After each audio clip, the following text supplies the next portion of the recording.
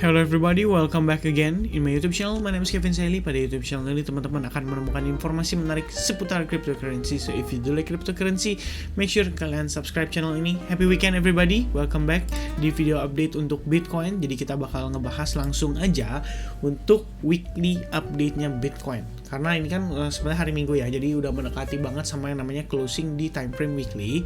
Dan untuk closing time frame weekly, estimasi waktu dari sekarang itu kira-kira sekitar 19 jam mendatang teman-teman. Nah, seperti pembahasan kita yang terakhir ya, kita udah sempat discuss soal beberapa indikasi atau ya indikasi positif lah terhadap bullish pada time frame weekly, terutama kalau misalnya kita berbicara untuk Bitcoin, dimana kalau misalnya kita lihat based on pergerakannya saat ini, sebenarnya for the first time maybe ya, untuk closing weekly di tahun 2022 ini kita bisa kembali ke kisaran level $44.000 ya, which is ini udah sebuah indikasi yang cukup positif gitu, karena so far selama ini kalau kita perhatikan dengan seksama teman-teman, close candle weekly itu nggak pernah berhasil di atas level $44.000. So this is might be the first time untuk kita di tahun 2022. Dan ada beberapa indikasi positif yang udah kita sempat bahas, dari RSI yang menunjukkan adanya hidden bullish divergence, lalu juga ada MACD yang tampak hendak bull cross pada dia punya trend line-nya ya, atau dia punya line-nya. Nah, sebenarnya ini udah merupakan indikasi yang menurut saya cukup oke banget untuk kita menilai pergerakan pada Bitcoin based on time frame weekly. Tentu saja begitu nanti close candle, jangan kaget kalau misalnya kita mendapatkan pergerakan penurunan yang signifikan. Karena seperti yang saya sudah jelaskan waktu lalu, di mana rata-rata pada candle weekly itu memiliki tail candle ya, baik itu di bagian atas maupun di bagian bawah, which is walaupun nantinya pada akhir penutupannya dia close green candle kayak gini, tetap aja teman-teman ada proses dia mencari lowest point-nya dulu, dan itu bisa saja terjadi pada pergerakan di hari Senin. Jadi kalau misalnya teman-teman mau taking action, sebenarnya lebih baik kalau di Senin itu ya paling enggak tunggu sampai sesi New York. Itu biasanya sih yang saya lakuin. Kalau misalkan di sesi Asia atau sesi Eropa, biasanya itu cuma cari kayak lowest point atau highest point, ibaratnya jadi kayak tail candle aja gitu loh. Nantinya kita berasumsi jadi kayak fake out, lebih kurang perkiraannya seperti itu ya. Ini adalah satu positive movement daripada si Bitcoin based on time frame weekly, dan salah satunya adalah bisa close di atas exponential moving average 55. Itu juga menjadi satu hal yang cukup positif atau indikasi yang cukup positif. Oke. Nah, lalu pada time frame daily sebenarnya kita lagi challenge the most important resistance line yang ada pada time frame daily, di mana resistance line itu terdiri atas horizontal ray ya dari level $44.600, lalu ada trend line juga ya, di mana kalau dari trend line ini kita lihat sama-sama lihat sebelumnya kita mendapatkan rejection beberapa kali, dan this time might be different ya, atau maybe different.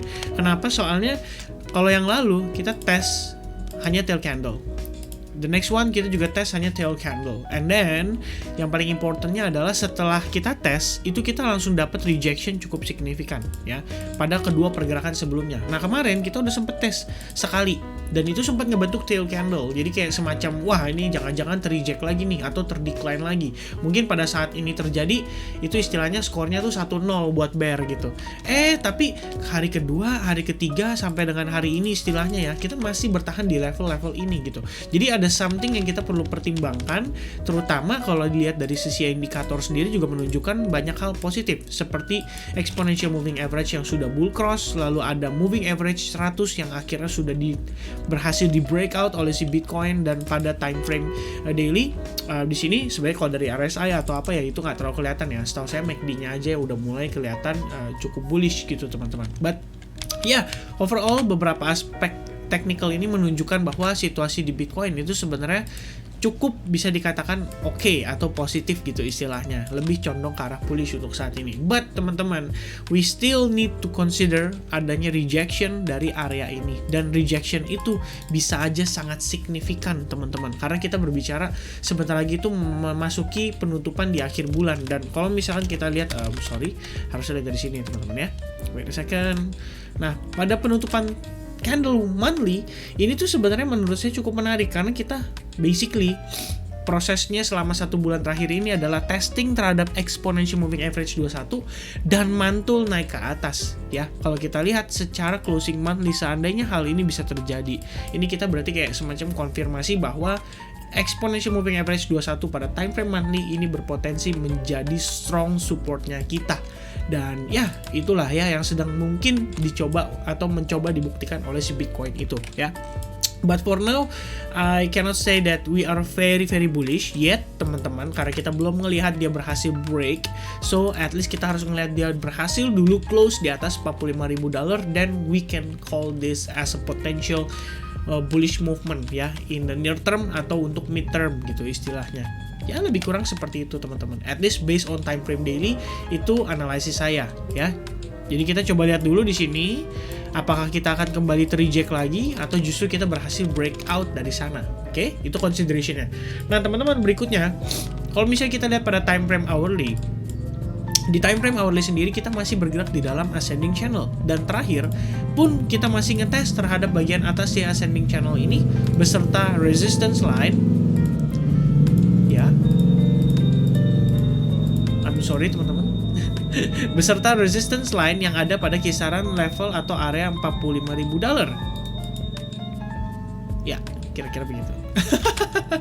I'm sorry teman-teman dengan disturbance-nya ya. Jadi ini kayak saya bikin bertepatan dengan jam sholat juga ya. I'm so sorry teman-teman. Kalau misalkan suaranya masuk ya mohon maaf ya. Sorry banget. Tapi ya yuk kita lanjut still ya. Karena ini menurut saya udah oke banget ya yang saya coba jelaskan. Nah, kalau kita lihat lagi teman-teman, ini dari sisi relative strength index menunjukkan ada potensi bearish divergence. So, lebih kurangnya kalau misalnya kita lihat situasi kayak begini, ini kan berarti ada bisa mengundang posisi Bitcoin itu terjadi koreksi terlebih dahulu. Dan maybe the nearest correction target itu ada di kisaran exponential moving average 21. At least berdasarkan time frame 4 jam. Itu dulu aja yang mungkin saya perhatikan saat ini. So for me, proper action adalah saya lebih prefer untuk pada saat dia berhasil breakout atau pada saat dia test pullback, supaya kita bisa tahu teman-teman apakah overall movement ini masih sesuai dengan ekspektasi kita, which is higher high, higher low sequence ya. Kalau misalkan dia turun kan koreksi ya, ini masih ada potensi higher low. Jadi memang $43.300 itu adalah area yang menurut saya penting untuk kita perhatikan. Kalau misalkan ditembus dan kita bakal ngetes ke bagian bawah ascending channel, dan kalau misalkan kita break dari ascending channel, maka teman-teman balik lagi ke skenario yang awal, big potential kita bakal masuk ke fase korektif lagi sampai bahkan ngetes ke level lebih kurang $42.000 ya, karena di situ adalah exponential moving average 21. Perlu diingat teman-teman, setiap kali bear cross atau bull cross terjadi akan ada satu titik di mana kita akan testing terhadap exponential moving average ya. Same like right here ya. Di sini udah bull cross lagi, and then wah ini sih tesnya terlalu tinggi ya teman-teman. Nah di sini sih yang kelihatan cukup clear ya. Jadi begitu kita break high, abis itu di bull cross terjadi, nggak lama kita testing dulu exponential moving average 21, baru kita lanjutin lagi penguatan. Nah situasi itu juga bisa terjadi apalagi pada kondisi Bitcoin yang selama ini bisa dikatakan selalu dalam tekanan dari sellersnya. Nah sekarang situasi kita baru bull cross, pergerakan penguatan impulsifnya nggak terlalu signifikan, bisa dibilang cenderung tercicil. Jadi emang kita perlu expect adanya pullback, dan di pullback tersebut kita baru bisa berpikir istilahnya kayak oh ini decision yang mantep tuh apa gitu ya. Dan mudah-mudahan sih teman-teman, mudah-mudahan sih ya closing weekly dulu kita bicara ya, close-nya cukup positif di atas exponential moving average 55. I think itu aja dulu yang paling penting perlu kita perhatikan untuk pergerakan Bitcoin, terutama pada quick update kali ini. And by the way teman-teman, saya pengen reminder lagi, kalau misalnya teman-teman suka dengan konten seputaran Zilliqa dan mau menjadikan Zilliqa ini sebagai salah satu koin rutin yang akan kita bahas di bulan April, maybe sampai pertengahan bulan April,